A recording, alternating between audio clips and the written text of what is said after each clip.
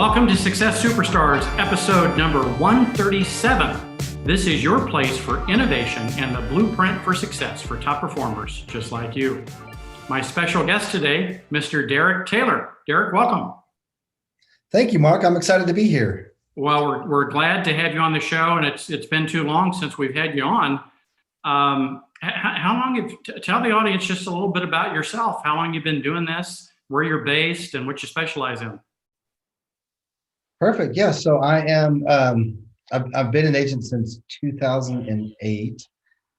Started off as a need really to improve my family situation, and had a special needs daughter, 2 other kids.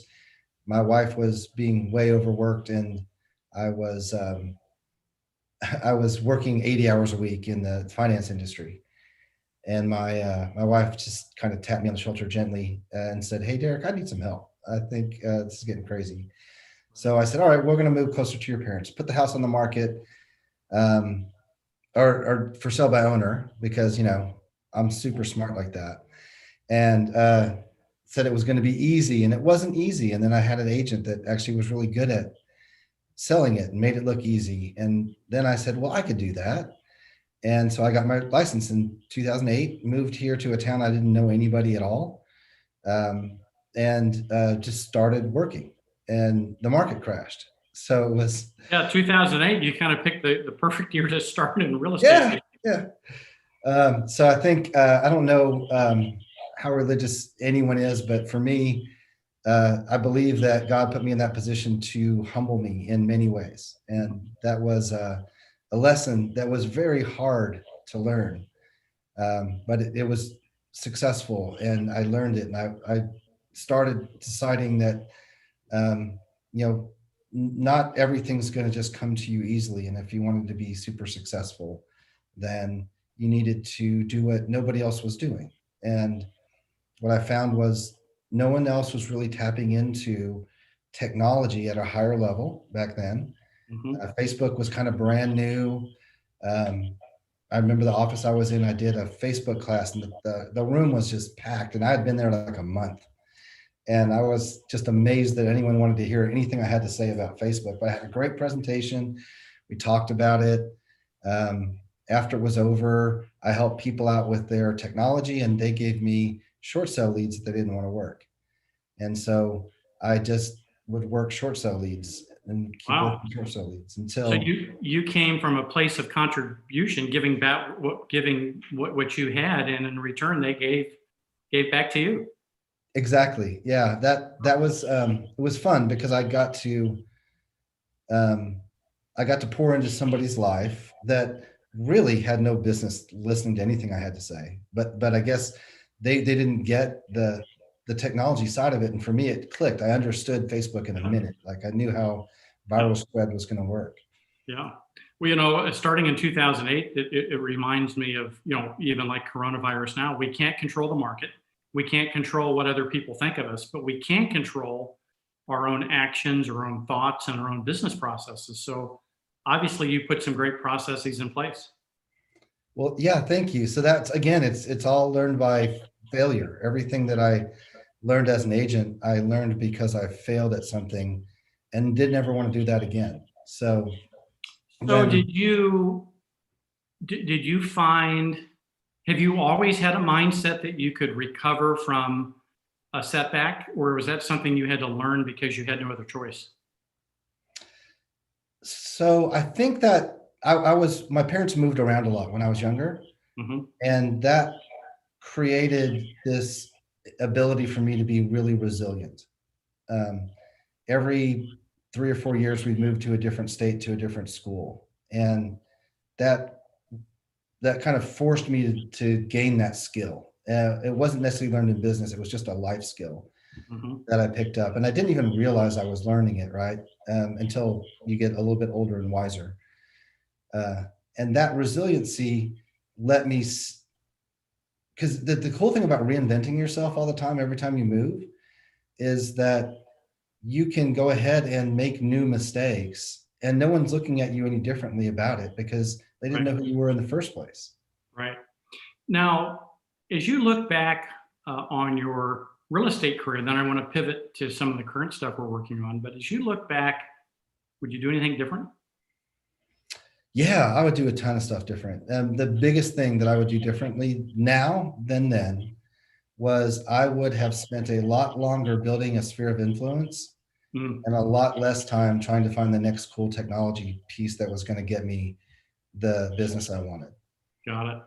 Now, before we pivot on to some of the amazing things you're leading and doing here at JPAR, is there anything you'd like to share with the audience about being a successful team leader, being a successful agent in this really tough industry? So for me, forming a team was always something that I wanted to do in the background. And I think I tried to jump the gun a couple of times, not really being ready. Just because you hit 5 million in production doesn't mean that it's time for you to form a team. So but what I did learn was when I finally was able to get to the production level and manage my cash flow to a point where I was able to build a team where it made sense, then I could do the other things I really wanted to do, which was educate and pour into people. And that's where my team building came from. And still what I do when I'm talking to any of the team members, when they come on board, it's we're all going to be here. We're going to be a team, and we're going to pour into each other and help bolster each other in a difficult industry.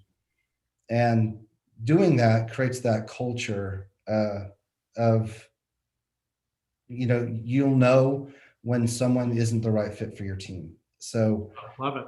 Well, if you're in the audience and you're listening to this, JPAR, we just created a 25-page CEO team leader manual, and we'd love to send you a copy of that. Just email us at careers@jpar.com, and we'd love to share the 6 things that we've documented on why teams fail.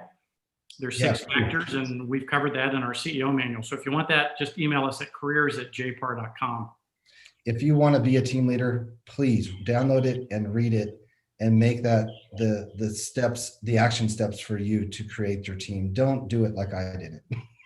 For sure. And for some folks, when they read it, they may determine, hey, being a team leader isn't really what I'm designed to do. I'm designed to be a better team member, and that's okay. Oh yeah, absolutely. There are times when I wish I would have maybe joined a team when I was younger. Mm-hmm. And gotten a little bit more of that mentorship, or I wish I would have joined a brokerage that had mentorship like JPAR. For sure. Well, speaking of that, let's transition. You've come onto the JPAR staff, and besides running your real estate business, you're running our technology initiatives, and we're doing some pretty amazing and innovative things. Yeah, I'm so excited about the new things that we're doing. JPAR SureSell is, I think, one of the biggest things I'm passionate about. And we talked about it a little bit earlier on our Between Two Nerds show, that it's just a lot of fun. If you're not joining us, check us out 2:00 on Wednesdays and Thursdays, Central Standard Time. But this was something I've always wanted to do. And it really came out of active practice when I was dealing with clients who either were stuck because they weren't able to sell because they hadn't been able to find where they wanted to land, or they were tired of waiting for me to get their property sold in a more down market. Mm-hmm. And they would go directly to the iBuyer without me involved. And I thought, you know what, we need to figure out a way to put us as JPAR agents in the middle of all of those conversations. And then let's have them. Let's have those difficult conversations. And let's be more open and transparent about what's available in 2020 versus what was available just a few years ago. And it's changed really fast. Yeah, I love it. So basically, in a nutshell, a JPAR agent can stay in the center of a transaction, whether they want to sell traditionally, if they want to trade or swap their home, or if they want it to be purchased in an iBuy. We can do all 3 of those. And our agent is the the professional representation, and helps the clients navigate all of those with one stop. Yeah, exactly. It's a conversation tool to use initially, to have that conversation and say, here's what your options are. And what we found overall is that they usually fit in one of those three categories, and they don't usually cross over. So if you've got someone who is a traditional sale person, then they're going to probably go that traditional route. But they also are going to be curious about the other two. And if you're not talking about it, they're going to find out about it without you. And Absolutely. And then you don't build trust. And we know trust is the number one thing they're looking for. Yes, 100%. And that's where I get sad at first when I had an agent reach out to Zillow and come back with an offer. And I was like, well, I could have done that for you. That's my job. I'm here to help you. But well, now besides SureSale, which is a very innovative program that includes some partnerships like Knock and others, we have some amazing partners. We've also rolled out a very unique app for our agents to use. Tell us about that. Yeah, so JPAR, our JPAR agent branded mobile search app is out and available right now. It's a really amazing tool. Again, what we're finding that we're looking at, like, where people are coming and searching on our websites, and what device are they using when they look. And we can tell by looking at some things. And what we found is that somewhere between 65 and 75% of them that are going to your specific website right now, they're coming from a mobile device. And they may not be getting the best mobile experience on any website on a phone. The best mobile experience comes from an app.